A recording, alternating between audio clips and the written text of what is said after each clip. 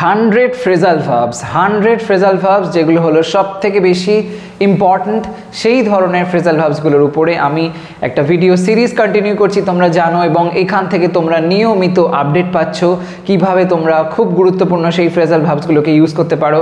আমি এক্সাম্পলের সাথে তোমাদেরকে বোঝাচ্ছি। তো আজকে চলে আসলাম আরও একটা ভিডিও নিয়ে, সেখানে আমরা দেখে নেবো আরও কিছু ইম্পর্ট্যান্ট ফ্রেজাল ভার্ব যেগুলো তোমরা এক্সাম পেপারে দেখতেই পাও, এবং তাছাড়া বিভিন্ন সিচুয়েশানে, লাইফের বিভিন্ন সিচুয়েশানে তোমরা এগুলোকে ইউজ করতে পারো যখন সেন্টেন্স তৈরি করছো। অনেক স্মার্ট সাউন্ড করবে যদি ফ্রেজাল ভার্বসগুলোকে মনে রেখে ঠিক মতন ব্যবহার করো। তো আজকে আমরা দেখব এরকম ধরনের কিছু গুরুত্বপূর্ণ খুবই ইউজফুল ফ্রেজাল ভার্বস।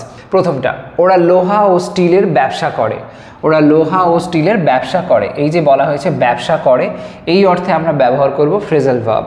ব্যবসা করা সেন্সে আমরা কি বলতে পারি, কোন ফ্রেজাল ভার্বের ব্যবহার হয়? ব্যবসা করা অর্থে আমরা যেটা ব্যবহার করি সেটা হলো deal in. Okay, deal in, কোনো জিনিসের ব্যবসা করে, কোন জিনিসের ব্যবসা করে যখন এটা উল্লেখ করা থাকে সেক্ষেত্রে আমরা ডিল ইন ইউজ করে লাইনটাকে বানাতে পারি। তো চলো লাইনটা সেই মতন লেখা যাক। ওরা লোহা স্টিলের ব্যবসা করে, তো সিম্পল প্রেজেন্ট টেন্সে লিখতে হবে দে।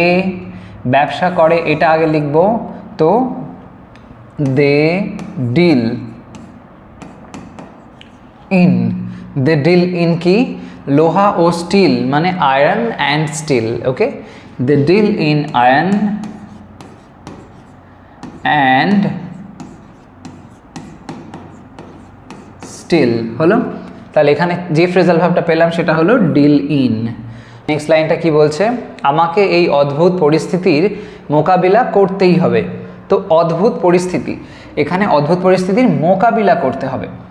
এই যে কথাটা বলা হলো মোকাবিলা করা, কোনো কিছুর সঙ্গে যখন মোকাবিলা করা হয় এরকম সেন্সে আমরা ডিল উইথ ব্যবহার করতে পারি। খুব ইম্পর্ট্যান্ট ইউজফুল একটা ফ্রেজাল ভার্ব, ডিল উইথ।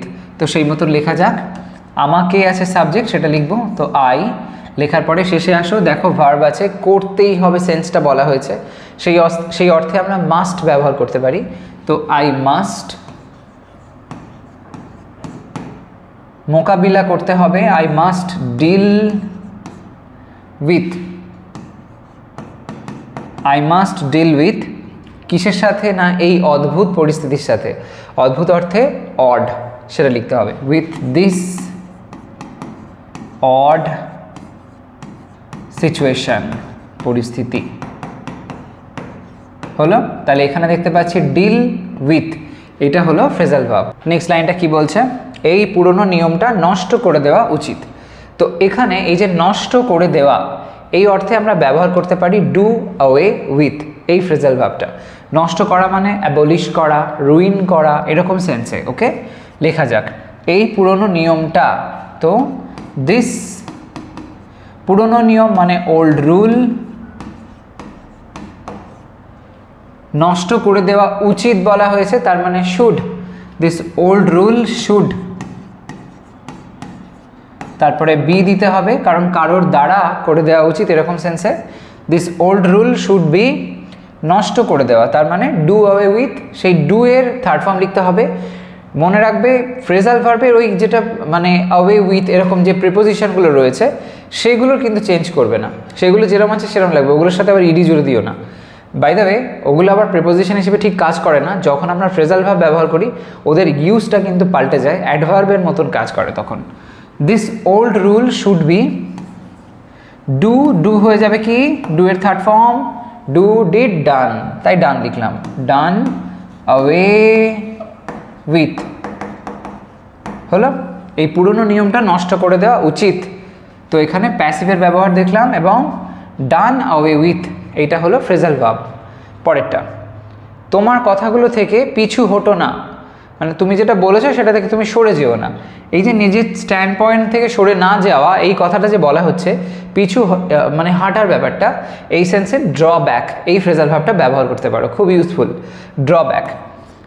আচ্ছা, তো কেমন হবে লাইনটা? তোমার কথাগুলো থেকে পিছু হটো না, এটা যেন ইনস্ট্রাকশন দেওয়া হয়েছে এমনটা করো না, তাহলে ইম্পারেটিভ সেন্সে আমরা ডোন্ট দিয়ে করব। Don't draw back, don't draw back কি বলা হয়েছে? তোমার কথাগুলো থেকে, তাহলে কথাগুলো থেকে, তো থেকে অর্থে ফ্রম, তোমার কথা your words, from your words, okay, don't draw back from your words। তাহলে draw back হলো এখানে phrasal verb। পরেরটা দেখো, আমি এটিএম থেকে কিছু টাকা তুললাম। এই যে টাকা তোলার কথা বলা হয়েছে, এই সেন্সে draw out এই phrasal verbটা ব্যবহার করতে পারো। তাহলে কেমন হবে? আমি, তো আই, সিম্পল পাস্ট টেন্সে তুললাম বলা হয়েছে, তাহলে draw থেকে drew হবে। I drew, simple past tense. I drew out, কি drew out করলাম না, কিছু টাকা। ব্যাকে এসো, কিছু টাকা। I drew out some cash, I drew out some cash ATM থেকে, ATM থেকে, তো some cash from the ATM হলো I drew out some cash from the ATM। তাহলে drew out এইটা হলো phrasal ভাবটা। পরেরটা দেখো, পরিকল্পনাটি ভালোভাবে তৈরি করা হয়েছিল। পরিকল্পনাটি ভালোভাবে তৈরি করা হয়েছিল মানে কারোর দ্বারা তৈরি করা হয়েছিল, এরকম ব্যাপার। তো ট্রান্সলেট করলে কেমন হবে? বাই দ্য ওয়ে, এখানে যে ফ্রেজাল ভাবটা হচ্ছে, এই যে বলা হয়েছে একটা কোনো পরিকল্পনা তৈরি করা, হ্যাঁ, যেন সাজিয়ে গুছিয়ে ওই জিনিসটা নিয়ে আর কি সেট আপ করে তৈরি করা হয়েছে, এরকম অর্থে আমরা ব্যবহার করতে পারি ড্র আপ এই ফ্রেজাল ভাবটা, ড্র আপ। তাহলে হবে পরিকল্পনাটা ভালোভাবে তৈরি করা হয়েছিল। তাহলে দ্য প্ল্যান ওয়াজ, আচ্ছা কারোর দ্বারা হয়েছিল তাই জন্য সিম্পল পাস্টে প্যাসিভ হচ্ছে, ওয়াজ ড্রন আপ, তৈরি করা হয়েছিল। দ্য প্ল্যান ওয়াজ ড্রন আপ ভালোভাবে, ড্রন আপ তারপর ভালোভাবে অর্থে well, the plan was ড্রন up well হলো। তাহলে এখানে ফ্রেজাল ভাব যেটা আসলো সেটা হলো ড্রন আপ। তারপরে নেক্সট ওয়ান, সন্ধ্যার মধ্যে ঝড়টা শান্ত হয়ে গিয়েছিল। এই যে শান্ত হয়ে গিয়েছিল, বিশেষ করে প্রধানত কোনো গতি কমে যাওয়া এরকম সেন্স যখন আসে তখন সেখানে ব্যবহার করতে পারো ডাই ডাউন এই ফ্রেজাল ভাবটা, ওকে। তো সেই অনুযায়ী যদি লিখি, সন্ধ্যার মধ্যে ঝড়টা শান্ত হয়ে গিয়েছিল, তাহলে দ্য স্টর্ম শান্ত হয়ে গিয়েছিল, তো ডাই হয়ে যাবে died, simple past tense, died down. সন্ধ্যার মধ্যে এরকম সেন্সে একটা নির্দিষ্ট টাইমের মধ্যে যখন কিছু হয় এরকম অর্থে আমরা বাই ব্যবহার করি, বাই মধ্যে, তো দ্য ইভিনিং সন্ধ্যার মধ্যে, তাহলে ফ্রেজাল ভাব আসলো এইটা ডায়েড ডাউন, শান্ত হয়ে যাওয়া, প্রধানত গতি কমে যাওয়া এরকম সেন্সে ইউজ করো। নেক্সট ওয়ান, আমি তোমার বাড়িতে একটু গিয়ে ফাইলটা দিয়ে আসবো। আমি তোমার বাড়িতে একটু গিয়ে ফাইলটা দিয়ে আসবো। এই যে কারোর বাড়িতে একটু গিয়ে মানে একটুখানির জন্য আসা এরকম সেন্সে যখন দেখবে মানে কিছু বোঝানো হচ্ছে, মানে দীর্ঘ সময়ের জন্য নয়, অল্প টাইমের জন্য যাচ্ছে, কারোর সাথে দেখা করছে কোনো পারপাসে, এরকম সেন্সে ব্যবহার করতে পারো যে ফ্রেজাল ভাবটা সেটা হলো drop in. Drop in modern ডেজে খুব ইউজফুল। তো লাইনটা বানালে এরকমভাবে লিখতে হবে, আমি তোমার বাড়িতে, তো আই আসবো বলা হয়েছে তার মানে সিম্পল ফিউচার, তো I will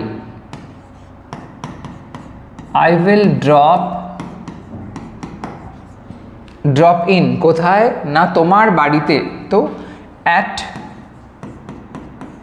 your place, I will drop in at your place, একটু গিয়ে ফাইলটা দিয়ে আসবো। তো এইটা ম্যাটারটা লিখতে হবে, I will drop in at your place to give you the file হলো, I will drop in at your place to give you the file। তাহলে এখানে ফ্রেজাল ভাবটা পেলাম ড্রপ ইন, ওকে। পরেরটা, তুমি কি আমাকে সিটি সেন্টারে নামিয়ে দেবে? তুমি কি আমাকে সিটি সেন্টারে নামিয়ে দেবে? এই যে নামিয়ে দেওয়া কাউকে, এই সেন্সেও আমরা ড্রপ দিয়ে আরেকটা ফ্রেজাল ভাব ব্যবহার করতে পারি, সেটা হচ্ছে ড্রপ অফ, খুব ইউজফুল আরেকটা ফ্রেজাল ভাব। লাইনটা কেমন হবে, তুমি কি আমাকে সিটি সেন্টারে নামিয়ে দেবে? তো কোয়েশ্চেন করছে, will you, simple past simple ফিউচারে will you drop, yes no question, অর্থাৎ হ্যাঁ বা না উত্তর হবে, তাই জন্য অক্সিলারি ভাব দিয়ে প্রশ্নটা শুরু হলো। উইল ইউ ড্রপ কাকে না আমাকে, will you drop me, off. Will you drop me off, কোথায়? সিটি সেন্টারে। Will you drop me off, গাড়িতে করে নামিয়ে দেওয়া, এরকম সেন্সে। অ্যাট দ্য সিটি সেন্টার হলো।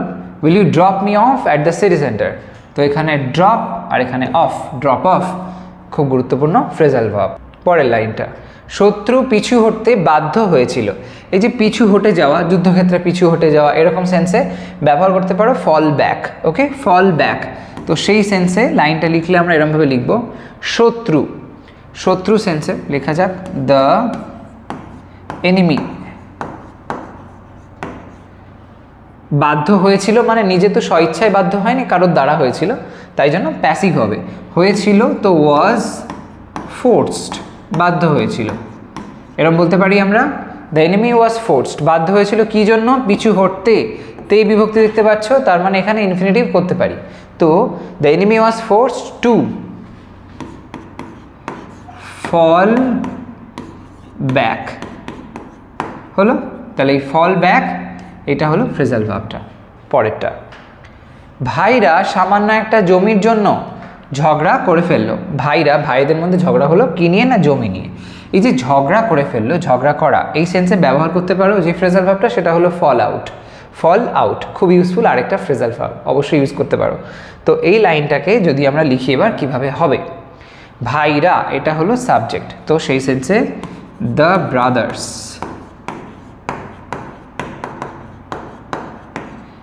দ্য ব্রাদার্স কি করলো? ব্যাক একদম শেষে এসো, লেখা আছে দেখো, ঝগড়া করে ফেললো, করলো, খেলো, গেল, এরকম সেন্সে আমরা সিম্পল পাস্ট টেন্স করতে পারি।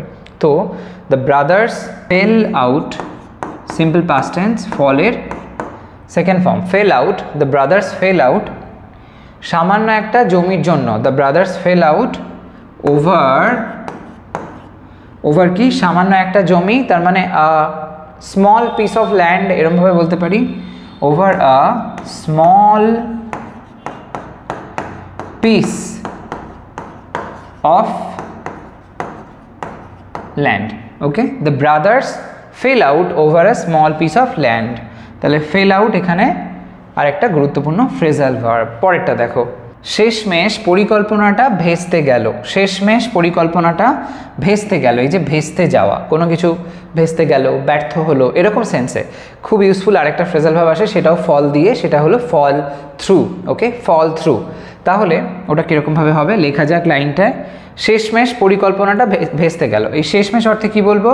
বলতে পারি আলটিমেটলি। লেখা যাক আলটিমেটলি।